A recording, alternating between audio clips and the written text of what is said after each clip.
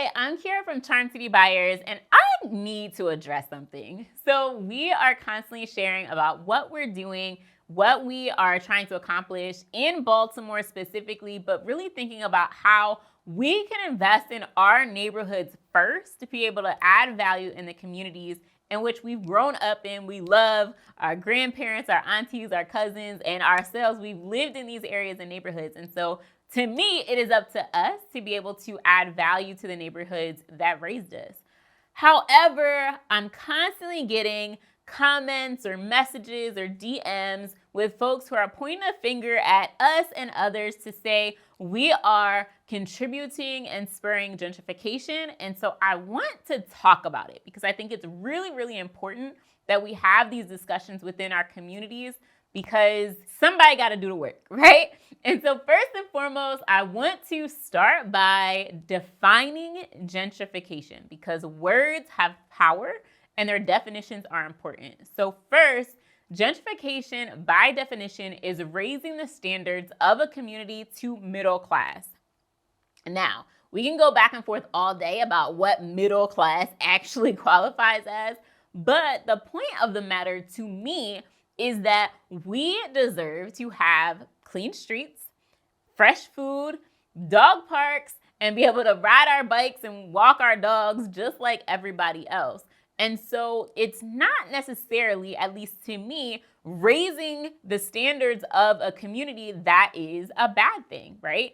It's those negative impacts of gentrification that really hurts our communities. And that is things like displacement. That's losing the history of our communities by having people move out, right? Those types of things, those negative impacts of gentrification are really what we tend to fight against. And so when we're investing in a neighborhood and community that has the potential to be gentrified because it's been overlooked for so long, we're really big on turning vacant houses into homes, which means we're not buying properties where people are living in them in order to flip it, right? We're turning vacant properties that have been sitting for literally decades, renovating them and making them homes so we don't have kids on the way to the bus stop walking past dilapidated housing. We're also working within the communities to help with things like financial education, giving folks access to resources and information so that as we are doing the work, right, and building and creating wealth in these areas and neighborhoods,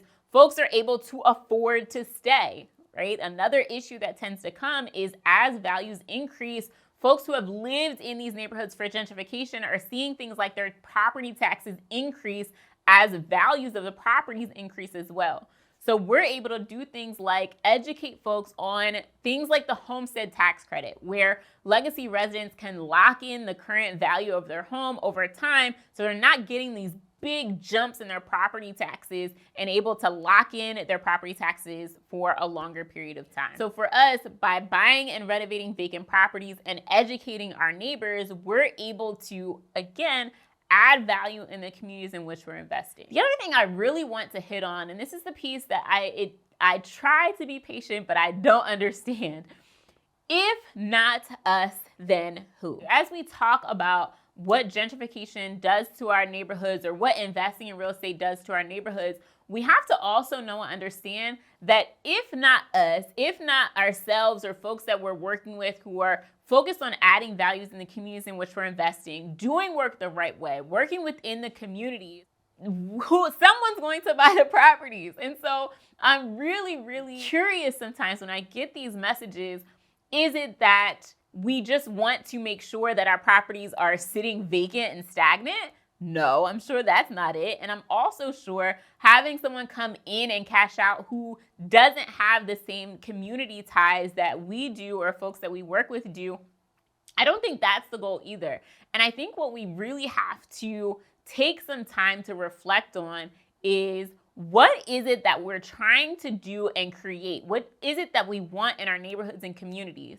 For us, we're really big on doing market rate housing right next door to areas and neighborhoods where we are doing affordable housing as well. So we have a mixed income approach in a lot of the neighborhoods and communities in which we're investing.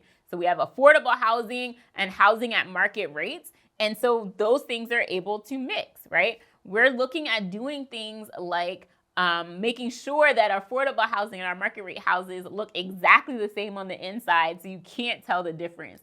All of these things are how we are able to really mitigate those negative impacts of that gentrification. If you have thoughts or opinions on what it means to invest in neighborhoods that have been overlooked and disinvested over time, please share them. However, I would love, at least if you're gonna comment on us, also do your research, right? On what our insight is, what our goals are, what our approaches to doing this work, making sure that we are making an impact and not just making money, right? A rising tide raises all ships, and we've been very, very intentional about lifting as we climb.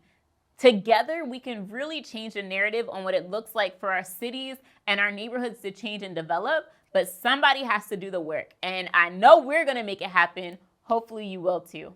For more information about investing in real estate, building wealth through real estate, and of course, buying back the block in Baltimore, make sure you subscribe to our YouTube, as well as check us out on Instagram, Twitter, and Facebook, where we're sharing details about not only what we're doing, but what you should know on what's happening in the city of Baltimore. Have a great one.